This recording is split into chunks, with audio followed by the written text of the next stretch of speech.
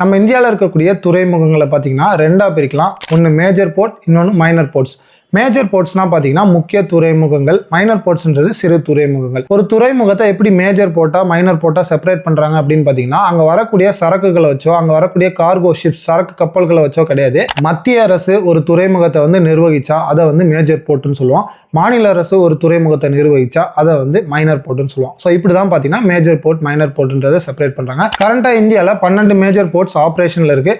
அதில் அதிகமாக இருக்கக்கூடிய மேஜர் போர்ட்ஸ் கொண்ட ஒரே மாநிலம் எதுன்னு பார்த்தீங்கன்னா நம்ம தமிழ்நாடு தான். தமிழ்நாட்டில் மொத்தம் 3 மேஜர் போர்ட்ஸ் இருக்குது, முக்கிய துறைமுகங்கள். சென்னையிலே பார்த்தீங்கன்னா 2 போர்ட்ஸ் இருக்குது. ஒன்று சென்னை போர்ட், இன்னொன்று எண்ணூர் போர்ட், அதாவது காமராஜர் போர்ட்னு சொல்லுவோம். அண்ட் நெக்ஸ்ட் பார்த்தீங்கன்னா நம்ம தூத்துக்குடியில் இருக்கக்கூடிய விஓ சிதம்பரனார் போர்ட். இந்த 3 மேஜர் போர்ட்ஸுமே பார்த்தீங்கன்னா சென்ட்ரல் கவர்மெண்ட் தான் பார்த்தீங்கன்னா அட்மினிஸ்டர் பண்ணுது.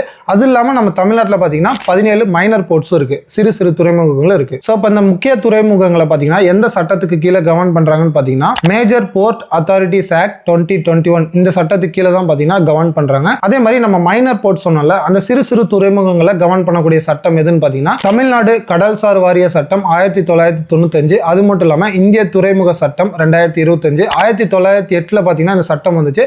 அதை சீர்திருத்தி இப்போ 2025 கொண்டு வந்திருக்காங்க. ஸோ இப்போ உங்களுக்கு நம்ம இந்தியாவில் இருக்கக்கூடிய மேஜர் போர்ட்ஸ் மைனர் போர்ட்ஸை பற்றின ஒரு டிஃபரன்ஸ் தெரிஞ்சிருக்கும். அண்ட் இந்த வீடியோ உங்களுக்கு இன்ஃபர்மேட்டிவாக இருந்திருக்கும் நம்புறேன். மறக்காம சேனலை ஃபாலோ பண்ணிக்கோங்க. இதே மாதிரி இன்னும் நிறைய வீடியோஸை சந்திக்கலாம்.